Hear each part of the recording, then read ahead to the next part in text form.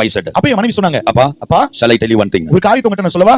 I am a useless fellow. நான் ஒரு அப்பிரயோஜனமற்றவன், I am a curse. நான் ஒரு சாபக்கேடு. I came to your life. நான் உங்க வாழ்க்கைக்குள்ள வந்தேன், I spoiled your life. உங்க வாழ்க்கையே கெடுத்து போட்டேன். 5 astrologers said, my star brought all these problems. 5 ஜோசியக்காரர்கள் சொல்லிட்டாங்க, என் நட்சத்திரம் தான் எல்லா பிரச்சனையும் கொண்டு வருது. We are in huge debt. நம்ம அவ்வளவு பெரிய கடன்ல இருக்கோம். Lot of summonses and warrants. நிறைய சம்மன்கள் வாரண்டுகள் அனுப்பப்படுது. We both will be arrested and put in jail. நம்ம ரெண்டு பேருமே கைது செய்யப்பட்டு ஜெயில்ல போடப்படுவோம். Who will take care of our colleges and our 2 little children? நம்முடைய கல்லூரிகளை நம்முடைய பிள்ளைகளை யார் பாத்துக்க போறா? Or you would be killed and I am going to be a widow. இல்ல நீங்க கொலை செய்யப்படுவீங்க, நான் விதவையாக மாறுவேன்.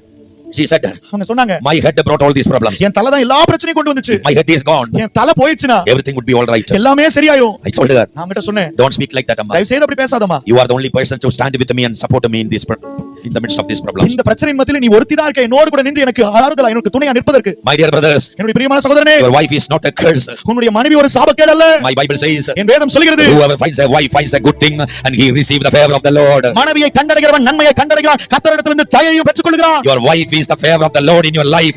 Your wife is the best gift from Lord in your life. உங்க வாழ்க்கையில கர்த்தர் கொடுத்த மிகப்பெரிய தயவு உங்களுடைய மனைவி, உங்களுக்கு கொடுக்கப்பட்ட விலையேறப்பட்ட பொக்கிஷம் உங்களுடைய மனைவி. If you are away from your wife, you are away from the favor of the Lord. உங்க மனைவி விட்டு நீங்க பிரிந்திருந்தீங்கன்னா தேவ தயவை விட்டு பிரிந்திருக்கீங்கன்னு If you are away from your wife, you are away from the good thing of the Lord. நீங்க மனைவி விட்டு பிரிந்திருந்தீங்கன்னா தேவனுடைய நன்மை விட்டு பிரிந்திருக்கீங்கன்னு